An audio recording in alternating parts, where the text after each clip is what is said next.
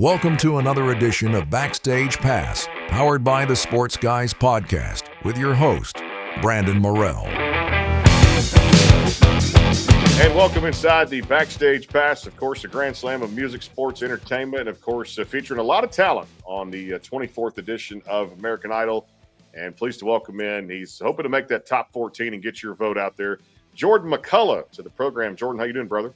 I'm doing so good. Thank you so much for having me. Well, tell me about this journey, man. I know it's been a long process, no doubt. When anybody auditions, 23, 24 seasons of this show, you had a chance to step into that audition circle for the first time. Take me through the process from where it started to where you are right now. Absolutely. You know, it's a whirlwind of emotions. It's a big dream come true just to be where I am right now in this moment. But yeah, leading up to my audition, I didn't have much time to prepare. And so it kind of was just like a quick thing that happened. And one day I got a phone call. The next day I was doing the audition. And so I just went in and did exactly what I do and what I knew to do. And that was sing the song that I did. And it landed me a gold ticket all the way to Hollywood Week. And then, just fast forward to where we are today. Yeah, very grateful. Yeah, talk about Hawaii. I know you guys have been to Oahu and, of course, the different rounds. And, issued a platinum ticket there by some top people in the industry for yourself and the performances, things like that. We're going to play a song on the show today, too, as well, which was Still Haven't Found What I'm Looking For, which is the big U2 hit that you did a phenomenal job on, too, right there, too. Talk about Hawaii and just getting a chance to work hard and also, too, you guys let off a little steam, too, right? Yes, absolutely. You know, it was wild to me. Just a moment in Hollywood Week when all 30 of us are standing on stage and Luke says, you're going to Hawaii. And I was like, what? I signed up to do American Idol. I had no idea that Hawaii was included. And it was just, a dream within a dream. I was able to bring my family. I had never personally been to Hawaii. My mom grew up around the area. And so it was really cool to be able to go there and visit with her and have some time there. But then also kind of stepping into what that world would look like should I continue throughout the competition. And furthermore, after that, hopefully touring one day and being able to just meet different crowds and being able to tend to those. And so I really put in a lot of work, especially for that first round and the Ohana round. I knew there was a lot at stake. And not only was I trying to make it to the top 20, but there was also 3 platinum tickets that went out. And I went in confidently and I had a lot of preparation behind it. And I ended up securing one of those. And it was the most honorable one, being that it was from my peers. This is a singing competition after all. And knowing that they saw that my performance to be the best of the night truly moved me and touched me, and it brought a lot of humility. But yeah, let's talk about that song. Still Haven't Found What I'm Looking For. Yes. Phenomenal song. The song choice itself for you had to be just one of the most important key moments to choose the right song, get up there on stage. How would you assess the performance overall? Yeah, I thought it was absolutely bonkers. It honestly, that I had that song in the vault for a while, and I just knew I wanted to do it at the right time. And when I brought it forth, the team was like, wow. One, I was surprised myself for even knowing the song, and everyone else too. But I fought a lot with that song throughout the week in rehearsals, and it just wasn't working. And truly, it happened to come together that night, which everyone else in America saw. That was the first time when I sang it where it was like, man, this is it. And that's why I kind of got a little emotional at the end, because I had worked so hard and things weren't working out. And it just was a beautiful moment. I think the song in itself is a wonderful, iconic song, and having the privilege to put my take on it and my emotion towards it, changing the arrangement a little bit. I felt like a lot of people appreciated it, and I think I did an incredible job. I'm very, very humbled and grateful that I was able to do it. Well, you should be too. We're going to play it right here on the Backstage Pass. So for the fans that missed it, here it is. Jordan McCullough, Still Haven't Found What I'm Looking For, the U2 big time song. Here it is, Jordan McCullough, the Backstage Pass. I have climbed the highest mountain. I have run through the fields only to be with you. Only to be with you. I have run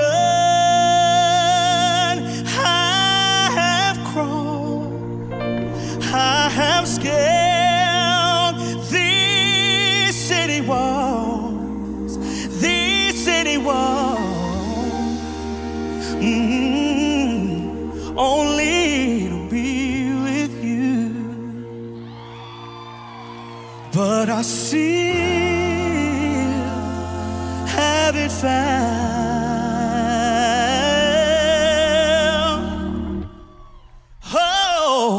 what I'm looking for. Said I believe in the kingdom come when all the colors will bleed into one, bleed into one. But it's all still running, yeah. You broke the bar and you lose the chains, carry the cross of my shame, of my shame. You know I believe that, yeah, but I still haven't found what I'm looking for. But I still haven't found what I'm looking for. But I still haven't found what I'm looking for.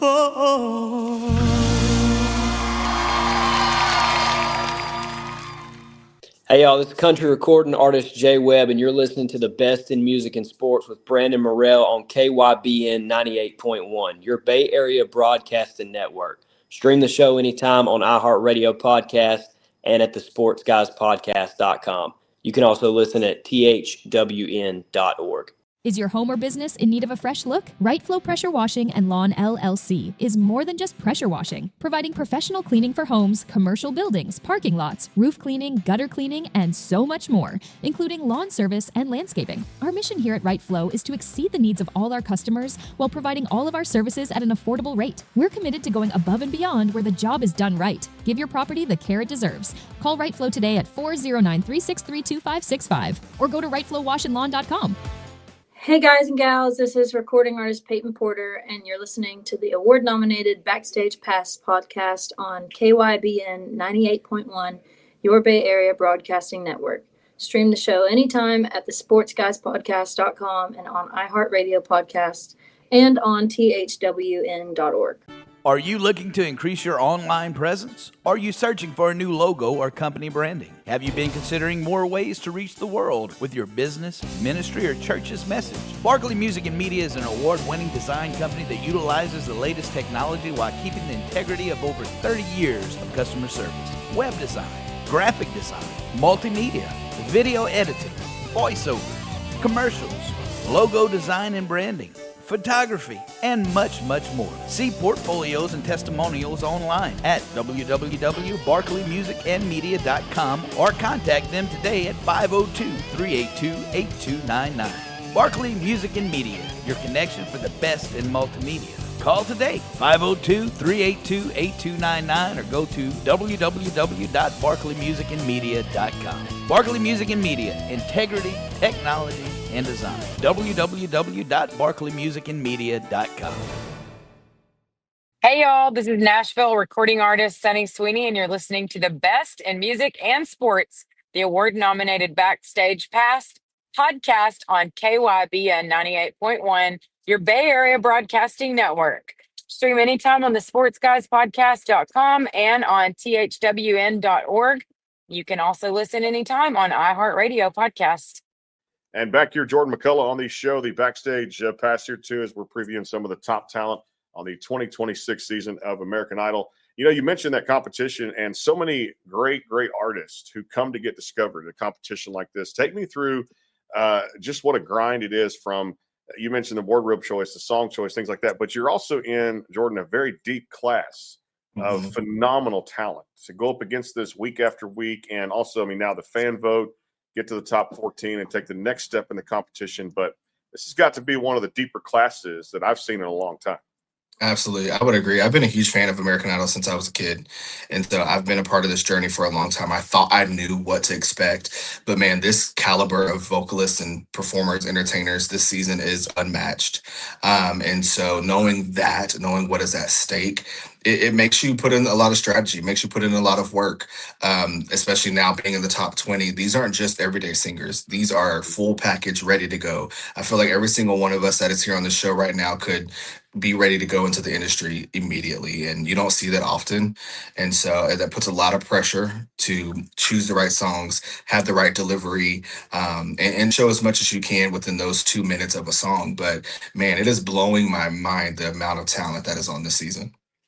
Yeah, talk about the feedback so far as each round has gone. You mentioned Hollywood Week to Hawaii to now going to the live shows. The feedback from three iconic judges who've really done it all in the industry. First to meet those three iconic judges at the audition, and now to be getting the coaching, the feedback, and take me through the scenarios of what they provided so far. Absolutely. Luke and Lionel, absolutely stellar performers, but someone that I really, honor a lot is Carrie because she's been in our shoes. She knows exactly what it's like to be where we are. They've all done it right. They're all legendary in their own rights. And it's so cool to be able to be front row at a scene like this and take all of the notes. And like I said, Carrie, having been done it before, she knows exactly what to expect.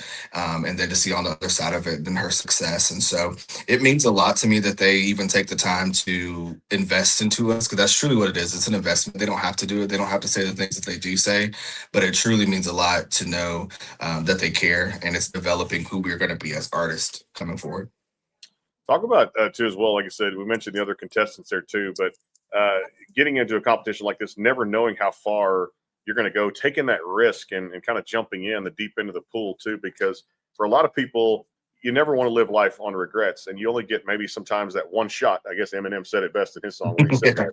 But looking back at it, like when you jumped in, you were going to go all through with this, and this wasn't going to be half-assed, right? Yeah, coming into it, I just knew that I wanted to be exactly who I was and be myself in all of it. Because it's easy, especially being on a platform and putting yourself forth in front of millions of people to ultimately just judge your performance every week. That's pretty much what it is. And I knew that regardless of the outcome or the response week to week, I wanted to put my best foot forward and feel comfortable in what I was doing. No regrets so far. I feel like every performance that I've had has been my best, and it just keeps progressing. I'm surprising myself. And so now that it's up to America, I am leaning in more to what America favors based off of what I'm doing, but also staying true to myself, because that's why they fell in love with me in the first place. Yeah, let's talk about what shaped you kind of as an artist growing up, music you were listening to, different types of artists, different genres, things like that. Absolutely. I joke about it all the time because I listen to music that I don't necessarily sing like. And so I listen to a lot of country music, some rock music, alternative, indie, whatever it is. But I obviously grew up in the church. And so a lot of that foundation happened within the church as far as my interest in music. But growing up, I listened to a lot of Brandy or George Strait. Chris Young is one of my favorite country singers in the entire world. And a lot of those vocal, abilities have helped me to who I am today. It's so interesting though, because when I get on stage, something just takes over and I don't necessarily sound or sing like the music that I listen to. But it's so universal in my mind. When it comes to songwriting, is it something you kind of want to dabble in, or is it more of kind of just getting pitched those songs? Do you enjoy the process of songwriting? Absolutely. I love songwriting. I want to develop in that a little bit more. What I'm finding, the reason why is because I'm not finding any songs to help emote what I feel or what I'm experiencing in life. And so I might as well just write it. Put pen to paper, no doubt about it too. Hey, looking back on it, I got to throw it out there. I see the Dodger hat. And of course, like I said, a lot of people, like I said, will hear just the audio side of things here. It is opening day for Major League Baseball. And again, will this be, I think for the first time ever, looking back at it, a three-time defending world champion? They're going for the three-peat this year. It's my second favorite team. Yeah. Kyle Tucker, talk about just the Dodger expectations for me. I think they're set up to be exactly who we think they are, and I think we'll all fall back and be super surprised at what this season looks like, and hopefully we'll have two champions coming out of this, one on American Idol side and one on the MLB side. Talk about hobbies, things you like to do for fun, and I guess it could still include music. But if it doesn't include music, what other things do you like to kind of get into? Yeah, I just love people, man. I love my family. I'm a huge family guy. And so I love being in the kitchen with my family, cooking, hanging around the table, just having conversations and being outside. I love being outside. If I could be outside right now, I would. It's great weather, no doubt about it too. Yes. And of course, going to that live show, man, it's going to be performing with that full band. It's going to be exciting. I know for you guys, you did that obviously in Hawaii too, but now the big theaters and the big stages, things like that, and of course, more feels like more and more few millions every year that watch this show too. I know if you guys get to the top 14, it's going to be exciting for you. As far as instruments go, have you picked up any instruments? So, like I said, growing up in the church, singing in the church, things like that. Do you play any instruments? Do you want to play any instruments? I want to play instruments so bad. I can't play nothing. I wish I could play acoustic or keys, but every time I do, somebody's taking it from me because that just ain't it. They're just like, stick to singing. Don't even help me out. What is you mentioned the feedback the judges have given, but I know I believe Coach McPhee is one of the top coaches on there too as well. That's delivered some great advice, and through rehearsals and things like that, to see you grow as an artist. Talk about the vocal coaches and the feedback they've given you as a singer. Yeah, absolutely. I think the vocal coaches are phenomenal. I wish and I hope that this season is doing just that, but showcasing and highlighting just how much work and prep they put into helping us do a 2-minute song for America. They help us really cultivate who we already are, but put it into this beautiful message that can then be shipped off. And I owe it all to them. I owe it to Justin and Felicia and Berica, all of the people behind the scenes who are really helping me find my voice on this big stage, especially with 20 singers or 19 other singers with me. It's like, how do you cut through every week? And they're helping me figure that out. You remember the first song you ever sang live in a church or any type of stage? Oh, goodness. Oh, I was a young kid because I grew up singing at the age of 4. I couldn't wait to get in the choir. I don't remember. I don't think I remember. Okay. It's trick, like I said, never a trick question, but looking back, it does take a little bit of memory to feel that first time. As far as performing on stage, and I know Lionel says this a lot on the show, and he said it on previous seasons that he's been into as well. It's one of those things, stage presence, you either have it or you don't. It's one of those things that sometimes it's just learned through the process and playing a bunch of shows, things like that too. What is it about being on stage and just encapsulating an audience? Tell me about that. Absolutely. I think it's one of my highlights that I didn't even know I had until I got on this show. I lead a congregation of believers at a church every weekend. And I think taking some of those skills and translating them to a now worldwide platform, I have the advantage right now because I know how to engage an audience. I know how to get them to be a part of the moment of what's happening. And I think I've surprised myself too, because I kind of let loose and get into the moment. But stage presence is probably close, very, very second to close to the vocal ability as well.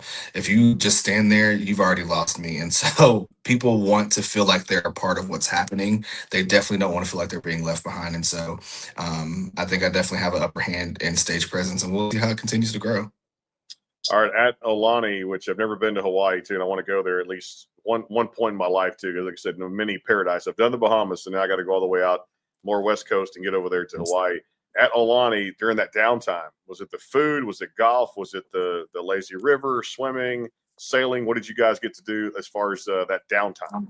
Oh my goodness. I always had a bowl of kimchi fried rice in my hand. There was no doubt about it. It's the best thing I've ever had on this side of heaven. My goodness. It was that, toes in the sand right next to the water. That was me every single day. They were like, "Where's Jordan?" "Oh, I know where he's at." You guys have had a brotherhood through all this too at the same time. Great 20 singers, the top 20 here on this season too as well. Hey, we appreciate you giving us a few minutes here on the Backstage Pass. Best of luck in the rest of the competition, making the top 14. We'll be rooting for you, brother, and thanks so much. Thank you so much for having me. You got it. Jordan McCullough, again, American Idol season 24 here, the Backstage Pass. We'll talk to you guys soon. Take care. God bless. Hey, y'all, this is Texas recording artist Marcy Grace, and you're listening to the award-nominated Backstage Pass on KYBN 98.1, your Bay Area broadcasting network, and on the sportsguyspodcast.com. Stream the show anytime on thwn.org and on iHeartRadio podcasts.